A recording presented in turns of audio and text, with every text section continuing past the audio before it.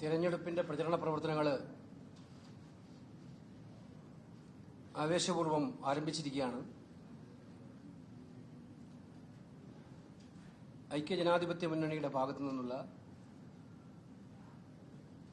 ചടുലമായ തിരഞ്ഞെടുപ്പ് പ്രചരണ പരിപാടികൾ 140 നിയോജക മണ്ഡലങ്ങളിലും ശരിയായ രീതിയിൽ നടന്നുകൊണ്ടിരിക്കുകയാണ്. ഇന്നലെ തന്നെ വ്യക്തിപരമായ 6ഓളം നിയോജക മണ്ഡലങ്ങളിൽ തൃശ്ശൂരിലെയും കോട്ടയത്തെയും ആലപ്പുഴയിൽ തിരഞ്ഞെടുപ്പ് പ്രചരണ പ്രവർത്തനങ്ങളുമായി ബന്ധപ്പെട്ടുള്ള വിപുലമായിട്ടുള്ള പാർട്ടി പ്രവർത്തകരുടെയും മുന്നണി പ്രവർത്തകരുടെയും യോഗങ്ങളിൽ പങ്കെടുക്കാൻ സാധിച്ചു. നിരവധിയായിട്ടുള്ള സാമൂഹ്യ സാംസ്കാരിക മേഖലകളിലുള്ളവരെയും അതുപോലുള്ളവരോടും സംസാരിക്കാൻ സാധിച്ചു.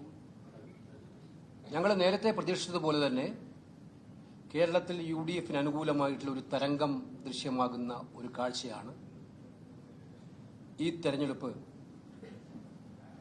കാഴ്ചവെക്കുന്നത്. അത് ഇന്നലത്തെ ആദ്യഘട്ട പര്യടനത്തിലൂടെ തന്നെ എനിക്ക് വ്യക്തിപരമായിട്ടും ബോധ്യപ്പെട്ടു എന്നുള്ള കാര്യം ആമുഖമായിട്ട് പറയട്ടെ.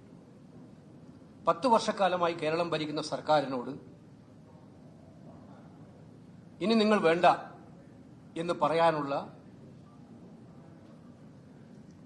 തയ്യാറെടുപ്പിലാണ് കേരള ജനത ഒട്ടാകെ എന്നുള്ളതാണ് നമുക്ക് മനസ്സിലായിരിക്കുന്നത്. ആരോട് ചോദിച്ചാലും, പാർട്ടി പ്രവർത്തകരോടും മുന്നണിക്കാരോടും അല്ല ഞാൻ പറഞ്ഞു, ജനങ്ങൾ ആരോട് ചോദിച്ചാലും മൂന്നാമതൊരു തവണ എന്ന് ചോദിക്കുമ്പോൾ അത് ചോദ്യം പൂർത്തിയാക്കുന്നതിന് മുമ്പേ വേണ്ട എന്ന് പറയുന്ന ഒരു മാനസികാവസ്ഥയിലേക്കാണ് കേരള ജനത എത്തിയിരിക്കുന്നത്.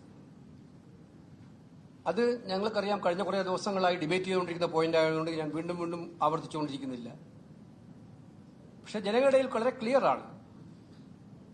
നിങ്ങൾ തന്നെ മാധ്യമങ്ങളിലൂടെ പല പ്രാവശ്യം പുറത്തു കൊണ്ടുവന്ന സർക്കാരിന്റെ യഥാർത്ഥ മുഖമെന്തെന്ന് വെളിപ്പെടുത്തുന്ന കാര്യങ്ങൾ, അവരുടെ ഗവേണൻസിന്റെ യഥാർത്ഥ ചിത്രം എന്താണെന്ന് ഇപ്പോൾ ഏറ്റവും ഒടുവിൽ ഇന്നലത്തെ ആശുപത്രിയിലെ ഇപ്പോൾ ഇന്ന് കണ്ട് 4 പേര് മരിച്ച കാര്യം സർക്കാർ മൂടിവെച്ചു എന്ന് ആ കുടുംബം പറയുമ്പോൾ,